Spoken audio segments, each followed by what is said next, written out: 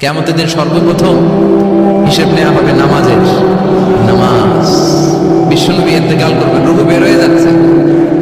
দুই তিনটা শব্দ বললেন, এর মধ্যে একটা ছিল সালাত। সালাত, উম্মতেরা নামাজ নামাজ নামাজ ছেড়ে দিও না। কিয়ামতের দিন সর্বপ্রথম হিসেব নেওয়া হবে নামাজের। নামাজ।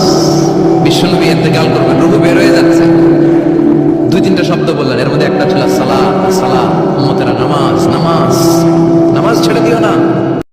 কিয়ামতের দিন সর্বপ্রথম হিসেব নেওয়া হবে নামাজের। নামাজ। বিশ্বনবী ইন্তেকাল করবেন, রূহ বের হয়ে যাচ্ছে। দুই তিনটা শব্দ বললেন, এর মধ্যে একটা ছিল সালাত। সালাত, উম্মতেরা নামাজ নামাজ নামাজ ছেড়ে দিও না। ওমা মালাকাত ঈমান।